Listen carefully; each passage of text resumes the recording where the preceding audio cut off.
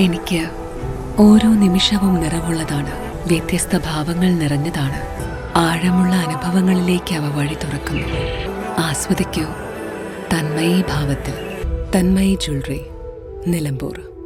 യുവാവിന് ആൾക്കൂട്ടാക്രമണത്തിൽ പരിക്കേറ്റതായി പരാതി. കരുവാരകുണ്ട് പുൽവെട്ട സ്വദേശി ചേരിയത്ത് ഷംസുദ്ദീനാണ് മങ്കട പോലീസിൽ പരാതി നൽകിയത്.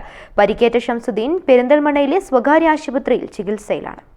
ഞായറാഴ്ച വൈകിട്ട് 5-നാണ് സംഭവം. ഷംസുദ്ദീൻ കരുവമ്പലത്തെ ഒരു മരണ വീട്ടിൽ നിന്ന് ബൈക്കിൽ മടങ്ങുന്നതിനിടെ വലമ്പൂരിൽ വെച്ച് ഒരു സ്കൂട്ടർ യാത്രികൻ വട്ടം ചാടി.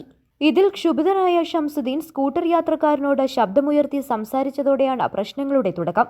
പിന്നീട് സ്കൂട്ടർ യാത്രക്കാരനും സ്ഥലത്തെത്തിയ ഒരു കൂട്ടം ആളുകളും ചേർന്ന് ഷംസുദ്ദീനെ ക്രൂരമായി മർദ്ദിക്കുകയായിരുന്നുവെന്ന് മങ്കട പോലീസിന് നൽകിയ പരാതിയിൽ പറയുന്നു.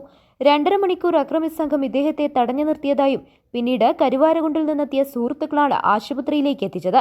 ഗുരുതരമായി പരിക്കേറ്റ ഷംസുദ്ദീനെ ആദ്യം ജില്ലാ ആശുപത്രിയിൽ എത്തിച്ചെങ്കിലും പിന്നീട് പെരിന്തൽമണ്ണയിലെ സ്വകാര്യ ആശുപത്രിയിലേക്ക് മാറ്റി.